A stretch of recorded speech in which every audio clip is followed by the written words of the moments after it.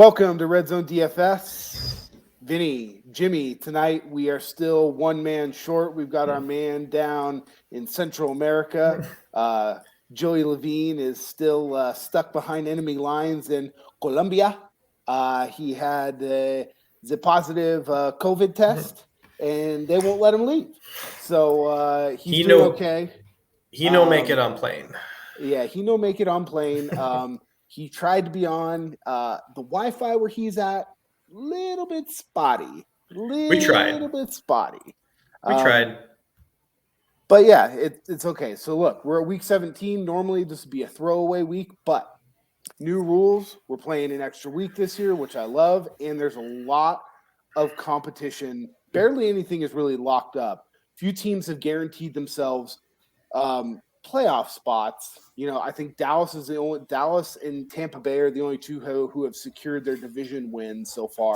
Yeah. But there's a lot of stuff wide open. Wild cards. There a lot of people need to have this game. So the great part is you're not going to get people resting early. We got 14 games on the slate. They're kind of heating way to college football. So here we go, Vinny. What are you liking so far? What jumps out to you about this week?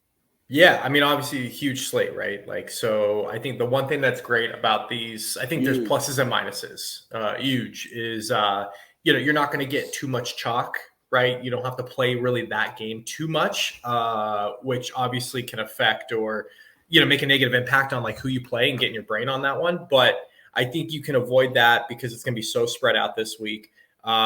I think the challenge is, right, it's a huge slate, right? So you're going to want to get a piece of everything. It's fine to go a little bit more thin than you typically would, I guess, in your player pool. But at the same time, like, you don't want a gigantic player pool. Stick to the guys that you kind of believe in, draw a line in the sand, and just go for it, right? I mean, that's just how we always win. Last week when we bet big on Burrow, that paid off well. Some weeks it doesn't, but if you're going to play tournaments, that's how you got to roll, right? So, yeah, I mean, the thing I like about these larger slates is that, especially like at the quarterback position, you don't really have to worry about ownership. Yeah, it doesn't seem, knock on wood, there hasn't been a ton of guys testing positive and out because of COVID. Yeah, I think everyone's starting to become a little bit more sensitive, as not going out as much, maybe just kind of staying around their family a little bit more, so that way they're not at risk of testing positive. The NFL did change their guidelines where it's only a 5-day quarantine if somebody does test negative or test positive. So guys that tested positive on like Monday still have a chance to play that week. It's just not an automatic out. It also gives the opportunity for some guys who were out last week that were unvaccinated, like Gabe Davis and a few other players. They've now made it off the COVID reserve list and they're available to play. Right. So I think, I really like kind of where we're going this week with everything. I have a pretty good idea of where, I kind of want to go. But I'll let you kick it off with stacks, Vinny. Who are you looking at? Yeah, I'm going to do my best this week not to overthink things, right? Yes. Like you said, the best teams are still very much in it and are teams that need to win. So I'm going to stick to what I know, 16 weeks through the season. And up top, I'm going to Josh Allen if I'm going up there. He gets Atlanta in this matchup. He's shown just to be an absolute juggernaut of a fantasy player, right? Like, when it's not clicking, he can still find ways to produce points on with his legs. He can kind of will it to happen no matter what. Not like Atlanta's, a challenging defense necessarily or anything, but I like the fact that they have a limited running game. I don't want to say non-existent, but it's pretty non-existent. He gets his weapons back this week, with Beasley and Davis to pair obviously with, I don't know if Sanders is going to play, but you get him with Diggs, you get him with Knox, like, he's going to have his full arsenal here at home. I love this matchup for Josh Allen. Yeah, I mean, I really like the fact that they've kind of taken the training wheels off, so to speak, right? Yeah. He's running again.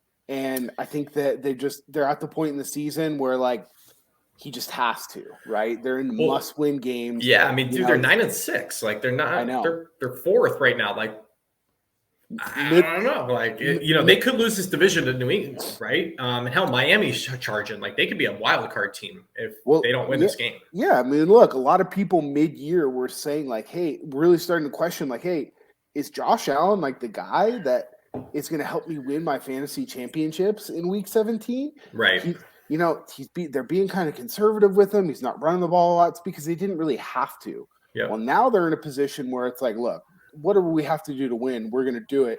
And he's in the same mindset. So I think that, not a lot of people are going to pay all the way up for him. I think the fact that Mahomes is right underneath him is a good thing for him.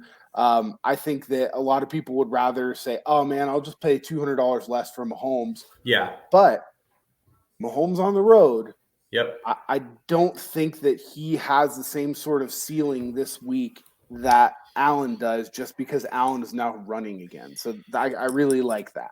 Yeah, and I don't know if he's on your player pool, but I'm just really stuck on this Mahomes situation this week. And I don't have a clear take on it, in sense of like I very clearly like Josh Allen, and so that's what I'm talking about. Like, my gut's telling me that I'm rolling with that. I don't like Mahomes on the road necessarily. I think Cincinnati's defense is better than people give him credit for.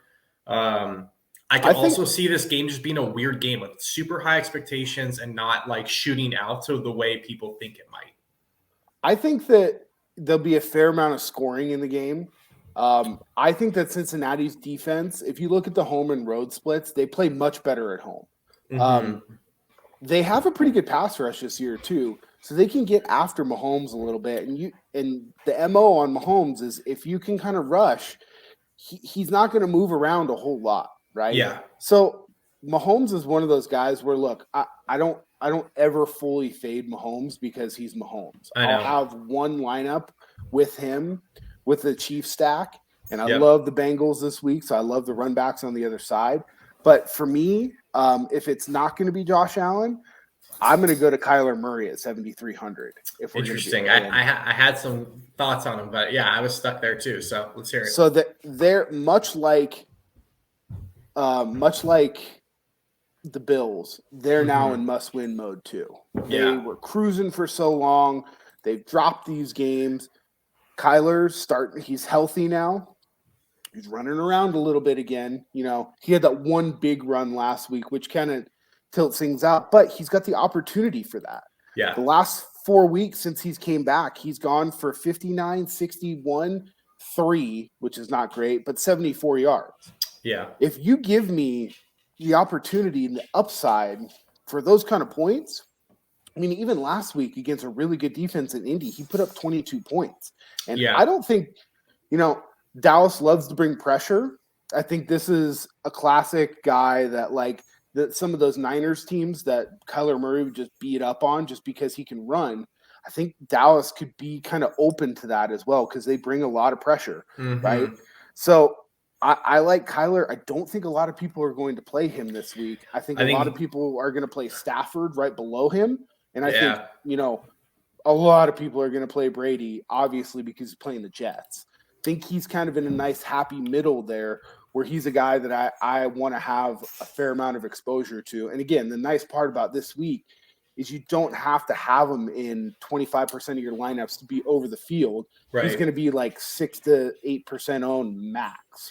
Right? Yeah, totally. I see it. You know what I mean? He's throwing the ball over 40 times a game. Like, the offense is very clear what they want to do. Connor's banged up. I don't think they're going to turn the bell cow duties over to Edmonds and give him 25 touches, on the ground. Well, they did last week. No, I know, but I just don't think that's a path for them to beat Dallas, right? At least they're between the tackles. But you saw it last week, how much more dynamic Edmonds is in the passing game. And again, this is a formula that's worked well for me this year, is playing a pass catching running back with their quarterback to not only differentiate yourself in some of these larger 3 max and single entries that we play, but you're just gobbling up. If he's going to get that workload, you're just gobbling up so much touchdown equity, and it's just kind of a who's who of who he's going to be throwing the ball to when Hopkins is out. It's very difficult to find out. So the stack I like is Kyler, Edmonds, and then Ertz. And then it's not a really expensive stack. You can basically just get whoever else you want with that, right? Yeah. Interesting. Yeah, I like it. Cruising down the board. I mean, right above that, like my second guy on my board is Tom. Like I'm not going to continue. I haven't faded him all year. I'm not going to continue now. Yeah. Very easily, this game could be 28-0 at halftime, right? But I'm willing to roll the dice here as always that like hopefully that path runs through Brady in the passing game and he just absolutely pounds the hammer and then, coasts into the second half, which is fine. If he gets me 3-4 touchdowns, 300 yards passing halfway through the third quarter, great. So I just hit value, or hit what I'm looking to accomplish. Like, while some people are going to be stressing, and sweating it through the end. So he's playing the worst defense in the league. Like, I mean, look, even when Fournette was in there and he was healthy, they've shown that they're a passing offense, right? Yeah. It's just how it is. Antonio coming back last week, they definitely looked better.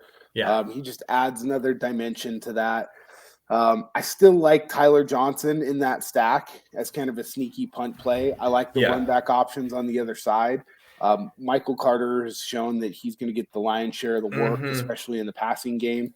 So cheap run back options on the other side of that Brady game. Really, really like that. And I don't think that you need to get too crazy if you don't want to, like maybe just like a Brady and a Gronk or Brady and Antonio, and then just kind of move on. Evans may be back this week, if you want to just go ham and fucking double stack you can, but so he's dealing with the heel, but he's still on the COVID list. Yeah, I guess he was practicing on like at the facility, which is an indication that they're most likely going to bring him back. Right. But again, in a match against the Jets, right? Even when Evans has been in there and healthy with Godwin, with Antonio, Antonio's getting a hell of a lot of the volume share there. So I even like playing Antonio just kind of as a one-off when you can fit him in this week, just because his price is right. Yeah, I was going to say the one thing from what I've been reading, though, he is going to be the highest owned player on the slate this week, but rightfully so. He's the number one right now in that offense against the Jets. So I have no problem eating that. This is a week where if you want to play one of those guys, everything else I think is going to be so spread out that like as long as your aggregate ownership isn't like a wild number, I think you're going to be just fine if that's somebody that you really want to play. We always talk about it, right? Like play the guys that you think are going to ball out. Yep. If he's 25, 30% owned, if he's getting into like the 55 to 60% owned category, right, maybe. But on a 14-game slate, really, really hard for me to believe at 6,100 that Antonio Brown's going to be over 30% owned. Like I just don't see it happening this week. Totally. All right, what do you got below that? So scrolling down a little bit more, again, they jumped his price up a bunch this week, but Joe Burrow, right? Yeah. His projections this week are not very great, but look, they weren't great last week, and what did he go out and do? Now, look, we called it on the pod last week. I'm not saying he's going to go out and throw for the third most passing yards again, but we played him a lot last week, specifically because he has the ability to do that. They're not worried about, we don't want Burrow to throw X amount of times, right? Yeah. I think this is a classic spot where he went off last week. We're going to go play somebody else. Dak 6,700, Herbert 6,800, two guys that I don't necessarily dislike, but I'm going right back to Burrow. Him and the Chase thing. If you want to go back to Higgins is priced up. I kind of like if you want to go a double stack Boyd, throwing him in there, or you could throw Mixon in there as well. But for my money, Joe Burrow, they're playing the Chiefs. I don't think it's going to be that low scoring of a game. I think that they're going to have to score some points, and the Chiefs are most susceptible through the air. The run defense has actually been pretty good of late. But they got the pass rush going again. I think they're going to run some quick stuff to Chase, and that's where he really excels, right? Those slants that he just takes. I'm going back to Burrow. His projection, like I said, isn't great, but like I really don't care. I think that he's gonna pretty safe floor, and I think he's got the same sort of ceiling that we've maybe not last week, like in the 40s, right? But 30, sure. Yeah. The one thing that I just have a weird feeling about this game, and I'll probably pick off pieces here and there. I just don't know. For me, this is going to be the stack point where I'm going to hang my hat this week. Fair enough. It's weird because I like both offenses. Both teams are good.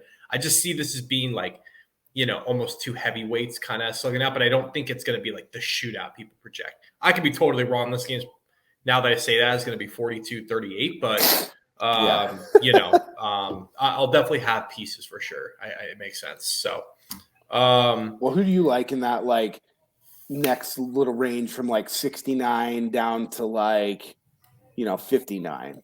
There's two guys I like in this range. The first one I'll kind of hit on is a guy who I think is going to go sleeper mode here, which similar to you and Burrow, I play this guy every week.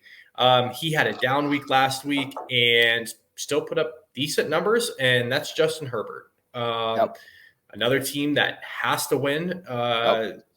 Absolutely. They are right now on the outside looking in. They get Denver at home.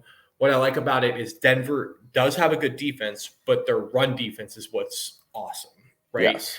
Their pass defense, they are solid, but they can be exposed. Herbert went for 302 touchdowns last time he played them. Yep. He now gets them at home. He's going to have Mike Williams back. He's going to have Keenan Allen back. Eckler out of the backfield. I just think this is a really sneaky spot where I think, even though it's going to be a very spread out slate, that I think you could get sub 10% over stack across the board with each of these guys. So I think it's pretty sneaky there. Yeah, I mean, he was my next guy below Burrow in this range. I think Eckler's going to have a massive game this week. You talked about it, and right? I think he's going to do it through the air. 100%, right? Yeah. We've seen some of those. I think he had a 9-catch game. He had maybe a 10-catch game, but we could see that again, right? He was out last week with COVID. He'd been practicing no problem all week. He was off the COVID list on Sunday. So he had that little hip injury too that had been nagging him. So this might be really, really good. And this is almost like playing a guy off a bye week. Right? Yeah, I'm just looking right now. Eckler's last stat line 4 weeks ago against Denver, he only had 31 yards on the ground and still put up 22 points. Exactly. Because through the air, he was 6 for 68 with a touchdown receiving. So I just think it's a really nice stack. Afternoon hammer at home, another must-win team. So yep, I'm with that. Scrolling down a little bit more. I mean, I know he didn't really have to do a whole lot, but I don't know why Tua is priced down here at 5,800. You don't need to go crazy and stack him. There's one guy that you need to stack him with, and that's it, and that's Waddle, right? I mean, let's go crazy. 5,800. I mean, Waddle, he's still not priced up enough, right? Yeah. So that's a stack he's only 6,700 for the type of volume that he is getting. He should be priced up with Jamar Chase and Stephon Diggs. I mean, he's producing like those guys. So if we're going to go down in that range, Tua at 5,800 makes a ton of sense to me. Do you have any interest, kind of skipping back up real quick, do you have any interest in Hurts this week? I do have some interest in Hurts this week. I think it was a little bit of an aberration. Yeah. That he didn't really have any rushing yards last week. But no because Miles Sanders. He kicked these guys' ass 2 weeks ago? Yeah, no Miles Sanders. No Jordan Howard. So it's going to be Boston Scott in the backfield, which is not somebody that, I don't think that Philadelphia is super keen on. I think Jalen is just fine. I love the stacking options. I love Smith. Price is right. I love Goddard. It's a cheaper stack. I always like running it back on the other side with McLaurin. Philadelphia's defense is just not that good. Washington has just been so tough to play anyone though. I love Terry, but I don't think you need to bring it back here, dude. I think Terry is going to be less than a percent or two owned. And he is. I mean, we're he's going a guy on that 5 straight games. He hasn't broke 10 points. yeah, he could break the slate. Right? Yeah. So he's getting the targets. Nobody has had more contested targets in the NFL this year than Terry McLaurin. Okay. So he's still producing at some sort of level. We're talking about GPPs and some of these bigger tournaments that we're playing. I really like him. And if you're going to do a big stack, I think you're killing yourself and you're just limiting your upside for the leverage that you're gaining on the rest of the field by not playing McLaurin. Yeah. If you just wanted to play like Hurts and Goddard and just move on, but if you're going to do a Hurts, Smith, Goddard, I think you got to run it back with Terry. I think you're doing a big, big disservice to yourself by not, just because of the upside that he presents. At one of these times, all it takes is on one of these deep throws that they're targeting him is someone to fall down, right? Or him to just pop open, and then there you go. He's only 6,300. He's not up in the sevens, so you're not breaking the bank to go get him. Yeah. I definitely have some interest in that stack. I just don't know how heavily I'm going to be on it this week. Okay, that's fair enough. You got any dumpster divers? I mean, the elephant in the room, there's one guy I'm playing down below, 6K. So let's talk about it. Like, if Trey Lance plays this week, right? Yes, I'll be playing him. Yeah, I think you have to. First off, just off the cuff, like, obviously we're Niner fans, right? So we're going to be biased here, but I mean, we've talked about playing like neck and some of these like horrifically bad quarterbacks whenever they get to this price point, right? Like, no one's off the table when they're 4,800 in an NFL slate. He might be the highest owned quarterback if he starts this week. Yeah, but again, early projections, right? But I'm seeing like 11%. So he may be high, but he's not going to be like 28, or 20. So that's what we said kind of at the top of the show, right? Yeah. That's really going to be high ownership for a quarterback this week. Right. So if you want to play Trey Lance at 11% ownership, yeah, go for it. I think the one like edge that you can get on people is playing him with some of the pass catchers. And everyone thinks that if he plays, he's going to run that same wing T style offense that they played against Arizona. And I just don't think that's going to be the case. I don't think so either. I'll definitely have some with him where it's just playing Trey naked by himself, because I think that's okay. And the Niners offense is so spread out. But I think in my largest field tournaments, I think he's a great guy to go stack with Kittle and Debo, or if you want to do Kittle and Ayuk, however you want to slice it. If you want to just gobble up all of the rushing upside and just play him, Mitchell, and Kittle, I think that's an interesting way to go about it. But there's just a lot of options there, and I think it's going to be so hard to get away from at that price. It's like, what are we doing here? Yeah, I mean, we're going to get to it in the next spot here, but I mean, the elephant in the room is Jonathan Taylor this week, right? Who's in a magnificent spot. You've also got Cooper Kupp in an absolutely amazing smash spot versus a team where T. Higgins just went for 40 DK points, right? So if you want to afford some of these guys, you've got to get cheap. I think Lance probably has 18 to 20 point upside. Yeah. Which is absolutely, 4X. I'll gladly take. I'm with you. I think if you do it, for me personally, I will be double stacking it because I think that's the way he gets there. I don't think he's by just running the ball going to get us 20 points. That would be pretty wild. I think Kyle, they need to win this game, right? The Niners have to win. I think he's going to lean heavily on Debo, heavily on Kittle, and get this kid easy pass, catching, or, easy throws over the middle, like nothing crazy. I think it's a path that you have to consider if he starts on Sunday. Houston's not a good team, right? So it's like you get the Niners at home, must-win spot, 4,800. He's taking all the reps this week. Like, if he's not going to do it now, then the Niners are in deep shit anyways, right? Yes. So and we've got my favorite guy back from the COVID list, so we could run back on the other side, is Brandon Cooks. right? Oh, I thought you were going to say Chris Conley. No. No. Brandon Cooks, he's going to be back. He's going to, again, get, his 10 to 12 targets and has 2 touchdown upside. Probably the best 2 touchdown upside just because how bad the Niners secondary is. I mean, let's hope he gets some Ambry Thomas on him, and we're golden, baby. So, well, teams have just lined. They've purposely gone at Ambry Thomas over and over again. I don't see why they would do anything different with David Mills, a rookie quarterback back there, and Brandon Cooks, right? Yep.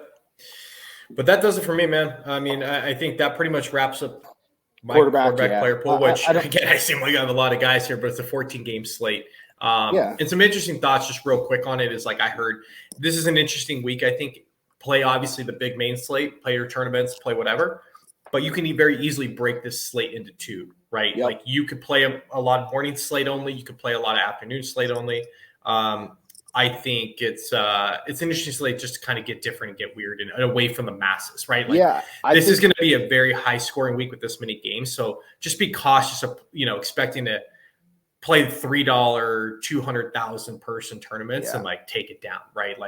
There's going to be a lot of variance this week. So mix it up. I think personally this week, it's a week to whatever your bankroll that you normally play. If you play $200 a week across 10 different lineups or 15 different lineups, you play that $200 across, 6 lineups. It'll force you to condense things down. It'll get you into some smaller field, higher dollar amount tournaments where you don't have to score, 220 points to win or to get a solid cash, right? So I think that's a good point to bring up. And the other thing too that I like to look at is naturally a build just comes and I've got no afternoon players in there. You can just take that same lineup and just go put it in. Just play it in afternoon. So yeah, in a morning only or an afternoon only slate. I think that's a good way to go. Definitely, man. Well, let's jump to running backs here. Let's start 7K and above. What are you thinking? I mean, I don't think we really need to talk about Jonathan Taylor a whole bunch. He's in an absolute smash spot. Raiders just had 5 more defensive players go out on COVID this week. I don't really care. I don't think he's going to be very highly owned. I'm seeing 18, 20% maybe. Yeah, get out all day. Austin Eckler, again, we talked about it. In a stack, not in a stack, doesn't matter. He's going to be probably my favorite guy up in the high 7s. What about you? Interesting. Okay. Yeah, no, I see it. I like it for what you talked about with Eckler. Obviously, when you look at it surface level, I was not on him to start the week, but obviously when you dig in more, Denver is very susceptible to pass catching backs. So I think that's a very sneaky play. Obviously, like Taylor, the only other guy above 7K that I have some interest in is Mixon. And that's going to be where I try to get a little bit different. I talked about picking off pieces of that Kansas City-Cincinnati game. For me, I can very much go like a Mixon Kelsey, with some other stacks, or I could go, whatever. But Mixon's going to be a guy that I kind of just flop into some of these lineups to just get a piece of it and get a little bit different. So, I mean, I like Mixon. I think that, I think you can play him with Burrow if you want to. They like to throw him the ball a little bit. 6 catches last week, so pretty good. So, I mean, this is a guy that, in honor of Joey, Chubb, who he just has a big old chubby for at 7,800. Kareem Hunt still has not practiced yet this week. If you haven't practiced by Thursday. Wait, hold on. What are you looking at here? Kareem Hunt? Cleveland's not on the slate, are they? Yeah, they are. You said 7,800. Yeah, Nick Chubb right here. You're looking at a different slate, my man. Pretty sure. I added in the there you go. The Monday slate. I was like, wait a second. How did I miss Nick Chubb? All right, hold on. User error. Don't worry. Damn it, that really sucks. Yep. Go back to the board. Okay, Get back to the board. Real quick to kind of pick up the slack. Below that, just as everyone knows, it's looking like the highest owned running back of the week is going to be David Montgomery. That is something that's well warranted as well, right? I mean, We saved saw my the ass last week in usage some lineups, but 100%. Like, I don't know why he wasn't last week. The Giants are pitiful, man. You have to pick somewhere to go back to. I think a little bit of a hot take. I think the Giants might win this game. Don't ask me why I think that. It's not based in any sort of like fact. It's just a gut feeling that I think this game is going to be closer. And I think it's going to be a little bit more high scoring than people think as well. That is a tremendously bold take. Not only are the Giants going to possibly win this, but like this isn't going to be like a 10-7 game. That's bold plays. Oh no! I mean, we got an over. What gives you that impression for anything that you've seen from the Giants in the last like 6 weeks? Well, I know Chicago's not good, but when you have so take a look. Like today, Vinny, all the college games, right? I know it's hard to compare college and NFL, but we had all these shit. There was like a grad assistant playing quarterback for South Carolina. Everyone thought these games were going to go under. Almost every single one of them went over. Yeah. No, it's a much different situation, bowl games, whatever. I think that out of all the games this week, that has a chance that's just like a real dirtbag, real shithole game. I think this is the one. I don't know if you can play a lot of people from it. Like, what do you even do here? Like, what do you mean shootouts? Maybe I'll just play the defenses. That call played out for me well last week. Two terrible teams. Exactly. So like that's a space that you can go to get weird, right? Like if you want to play Montgomery, I think you have to play Chicago's defense along with them, right? I think you're doing yourself a massive disservice if you don't, right? Because you've got Jake Fromm or Neck throwing the ball back there, and we're not doing any more neck bets. I'm done with that. That was one and done, right? But I am going to be betting the over on this game this week because I think it's not going to go like crazy, but I think it's not out of the realm of possibility where it ends up 28-21 or 28-24 or something like that. Wow. Okay. Bold. All right. Well, below Montgomery, I mean, here's where I'm stuck on the week. Okay. I have a player pool of like 8 guys between 6,300 and 5,700 that I like. 5,400, let's just say. My God. You want me just to rattle them off and you tell me who you like? Yeah, just shoot me off who you got. Ronald Jones, Rashad Penny, Eli Mitchell, Swift, Damian Williams, Sony Michel, Chase Edmonds, and Devin Singletary. I think all those guys are very much playable this week. Singletary's a fade. I don't want anything to do with him. Just no thanks. Allen's just running too much. He's just calling his number too much. And especially when they get down to the goal line, they're just going to trust him to either run it or throw it in.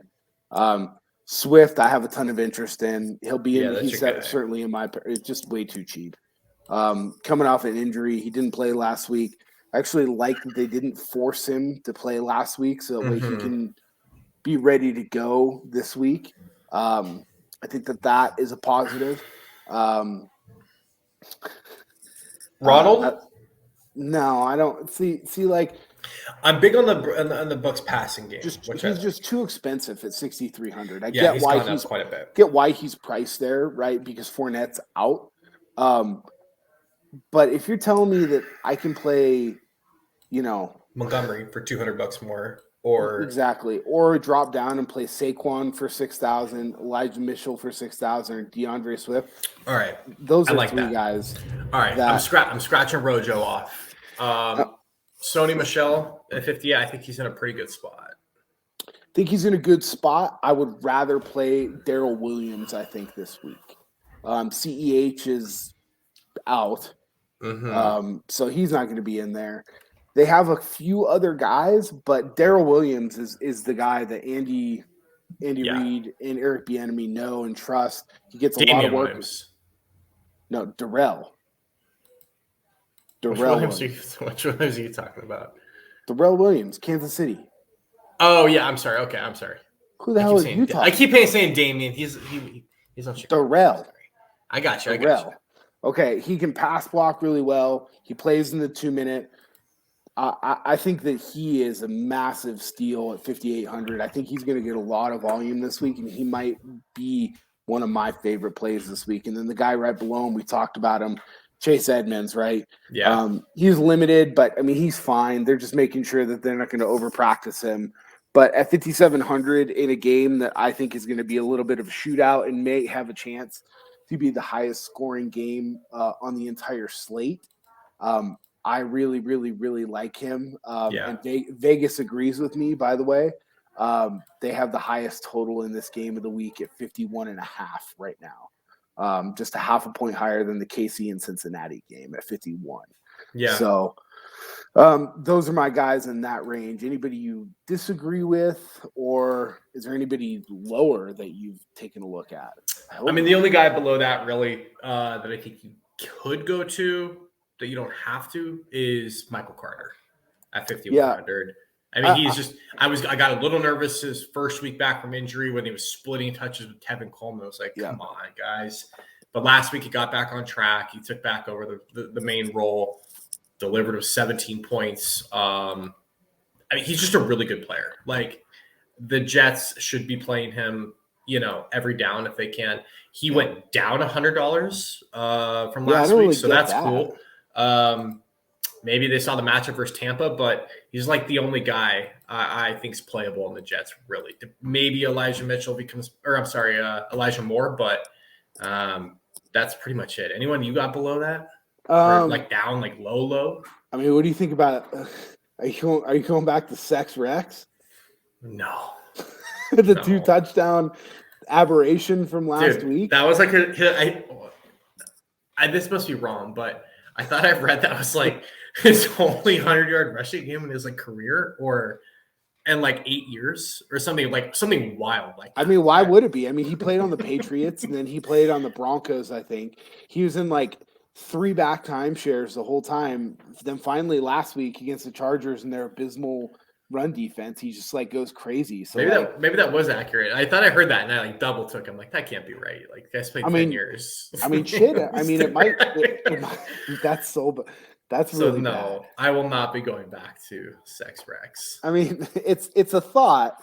I don't know how great of a thought, but I mean, I think you have to give Boston Scott some consideration, right? That's like, a good call. If those guys don't play, my only drawback and my detractor from that would be, Kenny Gainwell?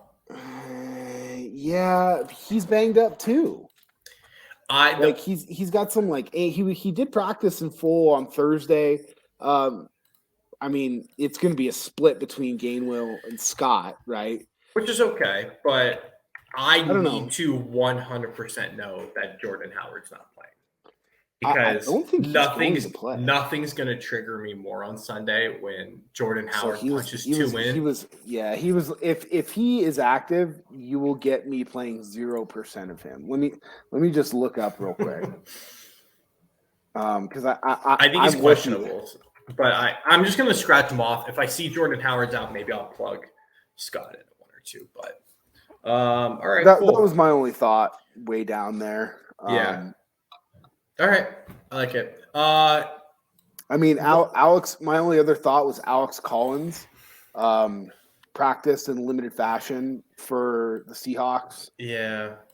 I mean, just right now, I just don't want much of anything to do with the Seahawks. That's just a toxic situation. So it's not great. It's really everybody hates each other. Everyone wants out. Like they're a mess.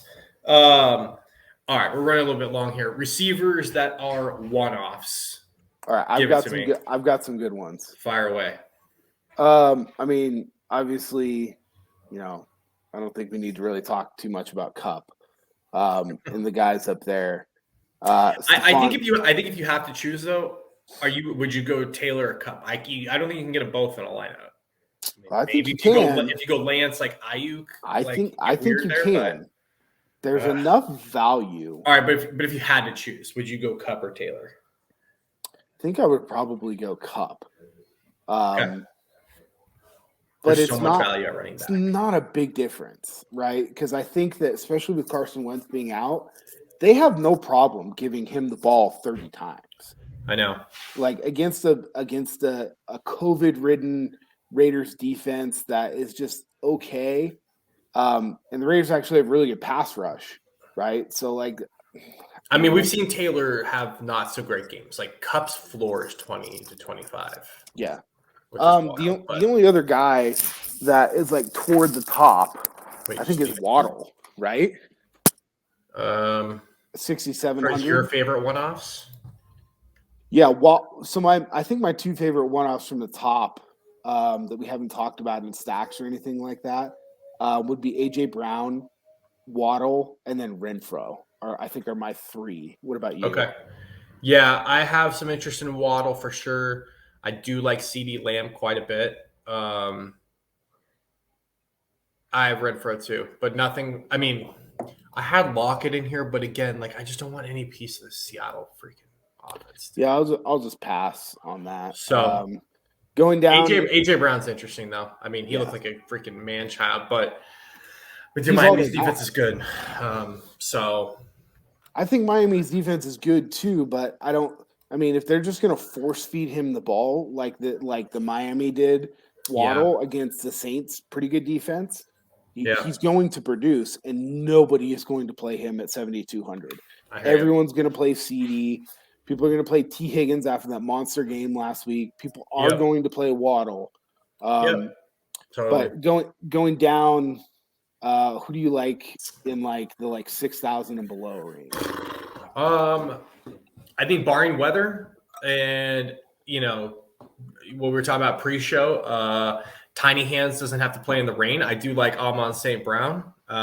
He's turning into a really good football. I mean, not turning into. He's obviously been a good football player, but he's a badass, man. He's a really good guy, a really good player.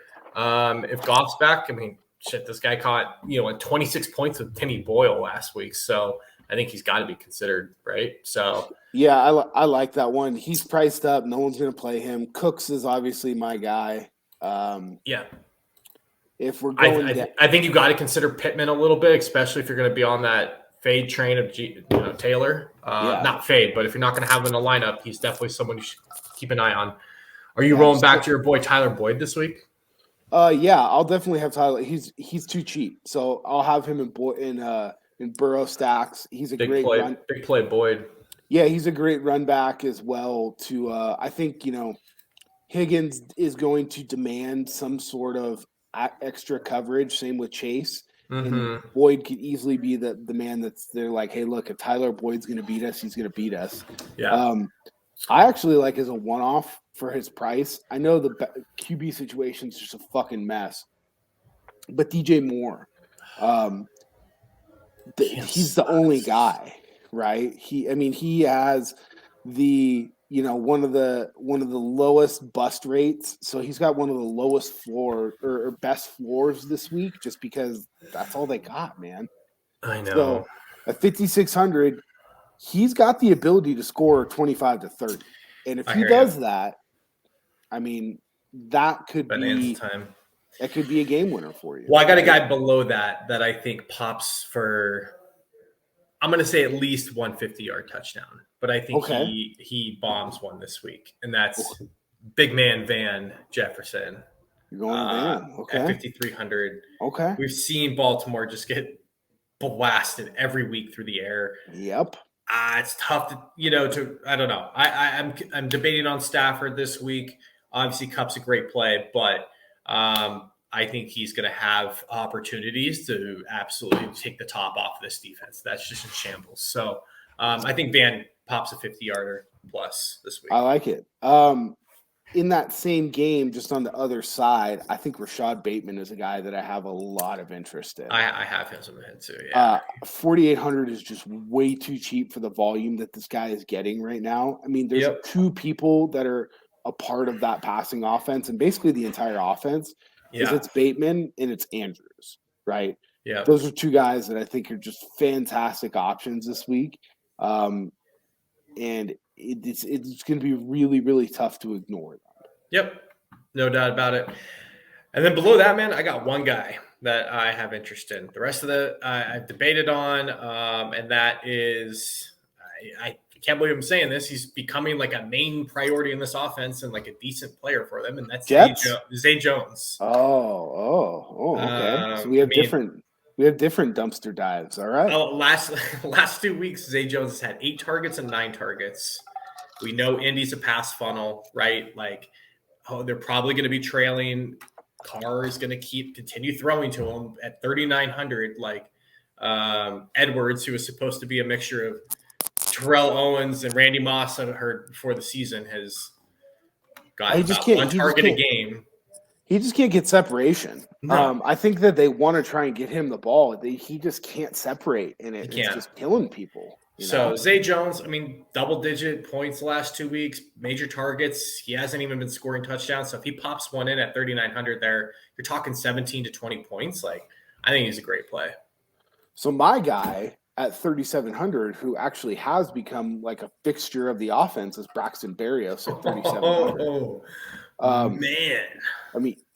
Man. Just go look at his targets and the involvement. He just can't, and he plays special teams. So if you get the odd, I don't think this is really going to happen against a good team like Tampa Bay, but right, you get a special team score with him. Mm-hmm. The Jets are going to go all out and try and win this game. Saleh is not a guy in his first year to just kind of sit back and whatever. Like, they're going to run like fake punts. They're going to run all kinds of weird shit like that. So I think if you're going to go down, I think he has a pretty safe floor, to be honest with you. I think he's got like a 10-point floor, and he's got legitimate upside. Like, they're throwing him the ball a lot. So like, it's a really like stomach turning thought. But like, if you just go back and look at the usage, like, it's kind of hard to ignore what Berrios has done at least the past, 4 or 5 weeks in that offense. He's kind of, especially since Zach Wilson has come back. Yeah. He's kind of just taken off, right? Yeah. All right. 11, 10, and 15 the last 3 weeks. Man. You kind of can't ignore that for a guy who's 3,700, right? No, I get you. So, if he's going to get... You're right. It makes my stomach turn, but I'm in. They gave him like a weird little gadget play that he got like a rushing touchdown on. They want to try and get him the ball, and Elijah Moore is an interesting play, but for a great run back in that game, if you're going to play a Brady stack, I love bringing it back with Berrios and then Michael Carter are my 2 favorite run backs. All right, cool. What about tight ends? Who's a tight end? So we talked about it a little bit, right? Mark Andrews is priced appropriately, but holy shit. How is Travis Kelce? I know he's been really quiet, right? But, I've got interest in all 3. I think it's a good week to pay up for tight end. I think because I don't think a lot of people are going to do it. Yeah. So really, I can't really find much fault wrong with any of these top 3 guys. I think if Lance plays, people will be scared off of Kittle, especially since he only had, 4 points last game. But against Houston, Houston's fucking terrible, and this is a game that the Niners have to have. And if it is Lance playing, they're not going to shut it down early because they're going to want to try and get him some experience throwing the ball.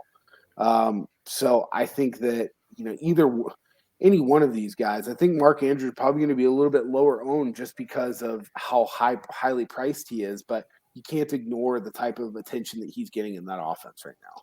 Yep, I'm with you. Yeah, I'm with you, man. Kelce, Kittle, Gronk up top for me. Again, part of stacks, right? I like Knox. Yep. I like Goddard. One guy, or I guess 2 guys that are down lower that I have a little bit of interest in if you're going to pay down.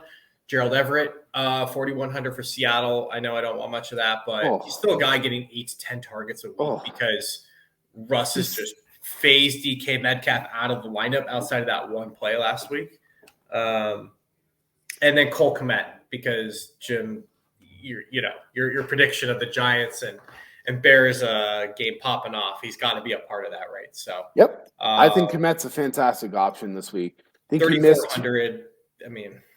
You missed 2 guys that I really have a lot of interest in this week, and it's Goddard and Schultz. I like Goddard.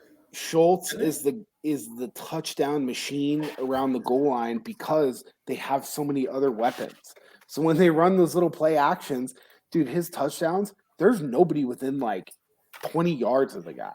It I is know. unbelievable. There's a lot of weapons there, man. He's the forgotten man, and he's really Exactly. I like Kmet at 3,400. If we're going down, I've got a little bit of a interesting play, but it's part of the philosophy. I really hate that Wentz is not playing. He may play. He may. If he plays, I'm going to have a good amount of Mo Alley Cox. Okay. It's tight end against the Raiders. He's one of those weird guys that just goes for like a random spike week. He's had one spike week. Hey, he's the guy that he can get randomly like 3 to 4 touchdowns. And if you're going to be in a lineup playing Cooper Kupp instead of playing Jonathan Taylor, you're telling yourself that the touchdowns are going to go elsewhere. Where else are they going to go? They're either going to go to Pittman or they're going to go, I think, to Mo Alley Cox. So I just don't think he's a good football player. Like, I think he's a good athlete. And like every time I see him with the ball in his hands, it's like, holy shit, that's Vernon Davis. And then he trips over his feet and falls after 3 yards. Yeah, I don't disagree with you, but the fact is they throw the fucking ball to him a lot.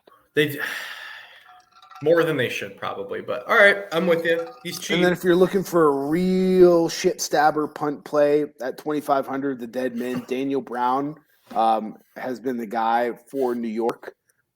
He's where if you just need salary savings.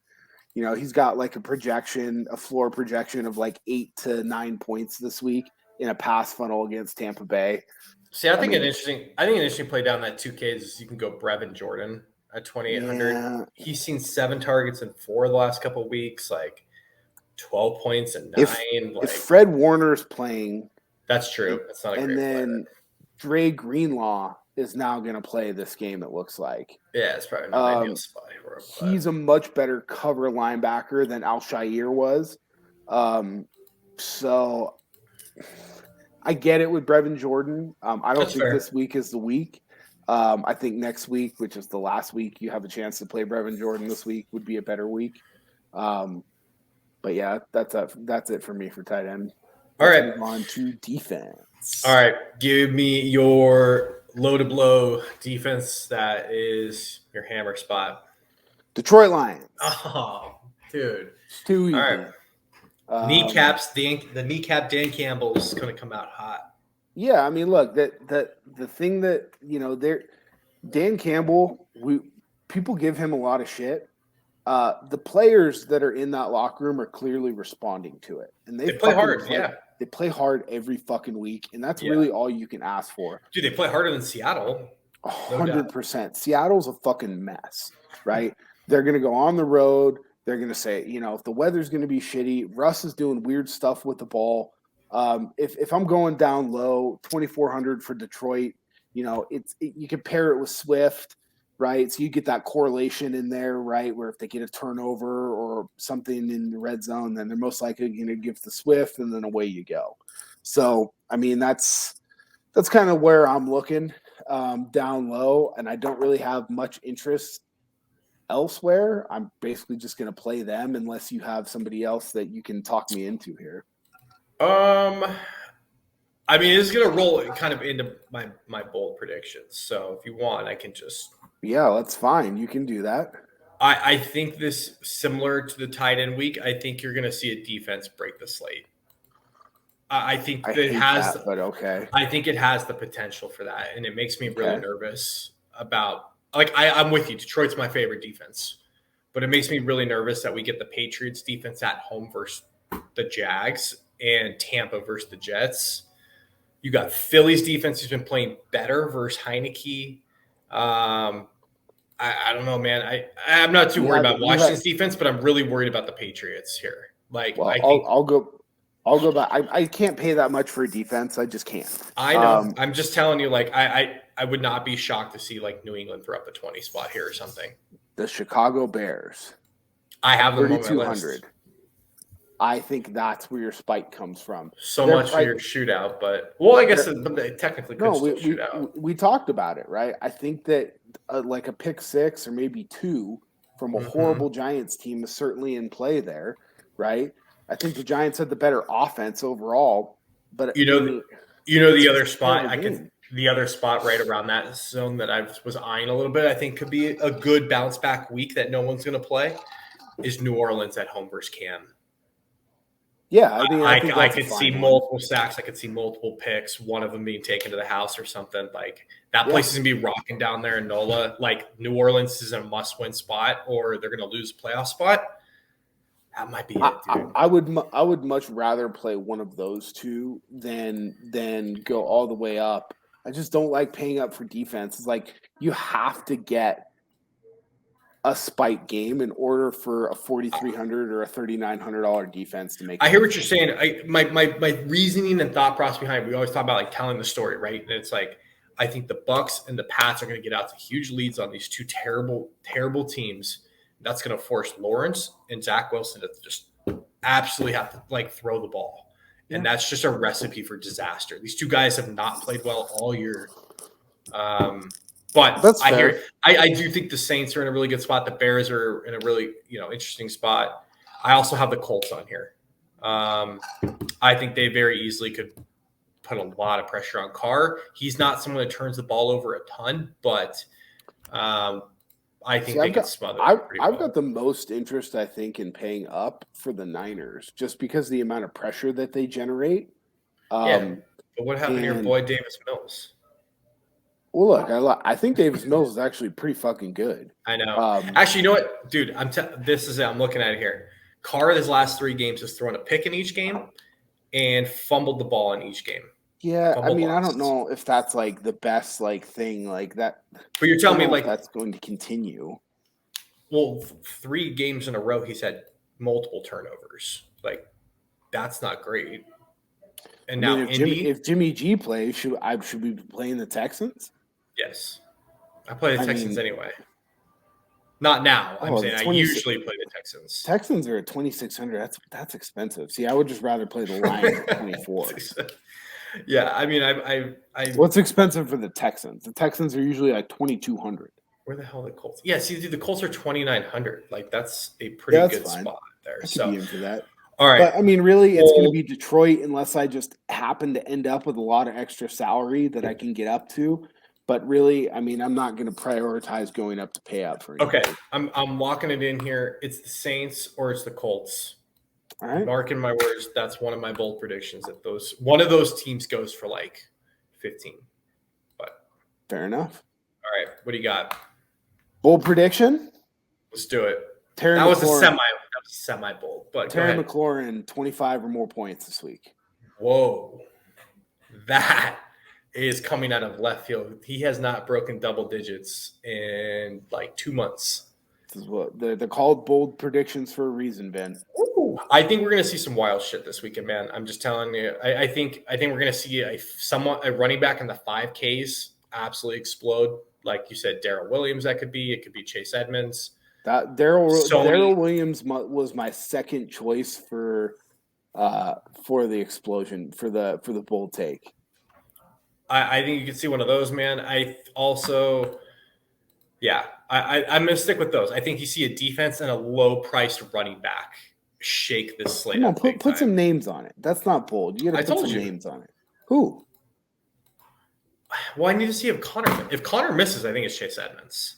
Okay, well then make that your bold pick. Go bold. It's okay to be wrong. These bold picks are not supposed to like hit, even though we've been doing pretty good on them. All right. Well, here's my bold pick then. I think you got Justin Herbert and Mike Williams are the top stack of the weekend. Okay. Cool. Right there. I think points. I think you're not going to see quite Burrow and Higgins, but I think you could see like a combined like 55 out of those two. All right. I like it. That's it. So Mike Williams coming back off of the missed week, and he thinks he's going to go to the top. I think you're going to see Fangio just try to bottleneck Keenan Allen, and Mike Williams is just going to have a day. Fair enough. All right, guys. Well, that's going to do it for tonight. As always, follow us on Twitter, Vinny at Vinny Levine. Vinny Levine 29. Vinny Levine 29. I'm just gonna change it. Like I'm gonna see if I can buy like V or Vinny. At DFS Joey Levine, who's not with us, but he is gonna try to drop a solo tomorrow. He's gonna have his solo pod. We'll probably have that up at some time tomorrow, shortly after this drops, and then at JJ McIntosh. I was fortunate enough to make it into the finals of the $20 Millie Maker Best Ball this weekend. So it was a very long road. I was very fortunate, and I have lots of my players now healthy. So it's me against 234 other entries playing for $1 million. So I'm going to be posting some updates on my Twitter. If you guys want to come sweat along with me, that's what it's going to be. You know, we're guaranteed a minimum of 1,000, all the way up to $1 million. So I mean, let's see what happens. Yeah, and I think we're trying out new things. Like we're jumped on, or I've jumped on a little bit more prize picks. So I'm going to be sending out some of my favorite picks there this weekend, and yeah, we should have some fun. So yeah, definitely follow along, interact with us on Twitter. If you guys ever have some questions or something like that, I know all of our DMs are always open. Hop in there, check out the site. Everything's free. And good luck this weekend. Peace. Later.